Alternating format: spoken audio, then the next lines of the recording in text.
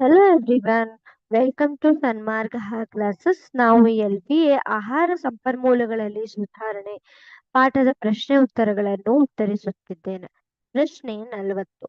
ಬೆಳೆ ಸಸ್ಯಗಳ ಪರಿಪಕ್ವತೆಯ ಅವಧಿ ಬದಲಾವಣೆಯಿಂದ ಆಗುವ ಅನುಕೂಲಗಳನ್ನು ತಿಳಿಸಿ. ನೋಡಿ, ಪ್ರಶ್ನೆ ಕಠಿಣ ತರದಾಗಿರುತ್ತೆ.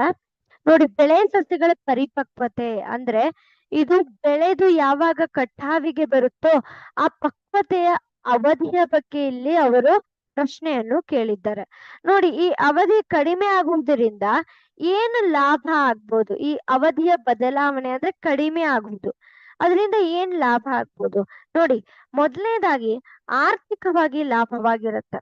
ಆರ್ಥಿಕವಾಗಿ ಹೇಗ್ ಆಗತ್ತೆ ನೋಡಿ, ಅಧಿಕ ಅಂದ್ರೆ ತುಂಬಾ ದಿನಗಳವರೆಗೆ ಬೆಳೆಗಳು ಪರಿಪಕ್ವ ಆಗದೆ ಇರೋದ್ರಿಂದ ನಾವು ಅದಕ್ಕೆ ಅಷ್ಟು ಪೋಷಕಾಂಶಗಳನ್ನು ಒದಗಿಸ್ತಾ ಇರ್ಬೇಕಾಗತ್ತೆ, ನೀರುಗಳನ್ನು ಹಾಕ್ತಾ ಇರ್ಬೇಕಾಗತ್ತೆ ಅಲ್ವಾ.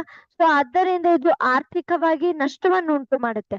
ಅದೇ ಬೆಳೆ ನಮ್ಗೆ ಏನು ಮೊದ್ಲೇ ಸಿಗ್ತಾ ಇದ್ರೆ, ಕಟಾವಿಗೆ ಸಿಗ್ತಾ ಇದ್ರೆ ಅದು ಆರ್ಥಿಕವಾಗಿ ನಮ್ಗೆ ಸದೃಢಪಡಿಸುತ್ತಲ್ವಾ. ಸೊ ಆರ್ಥಿಕ ಲಾಭದಾಯವಾಗಿರುತ್ತೆ.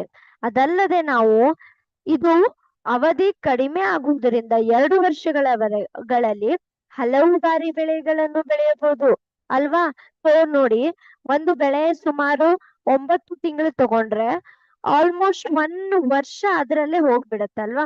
ಅದೇ ಅದು 6 ತಿಂಗಳ ತಗೊಂಡ್ರೆ 1 ವರ್ಷದಲ್ಲಿ ನಾವು 2 ಬೆಳೆಗಳನ್ನ ಬೆಳಿಬಹುದು.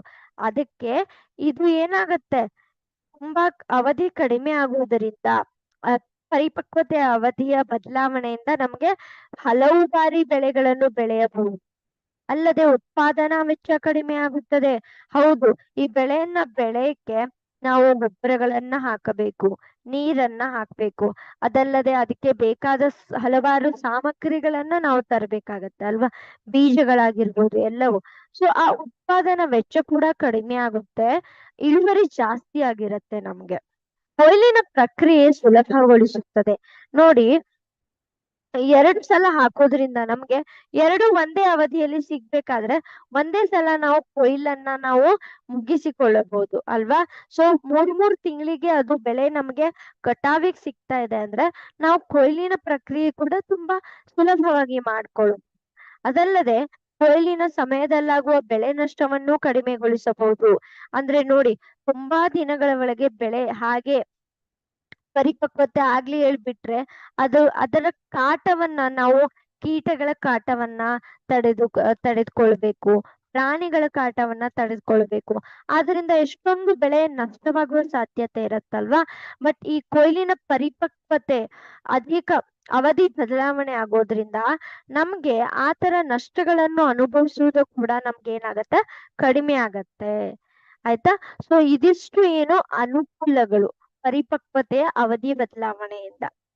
Thank you.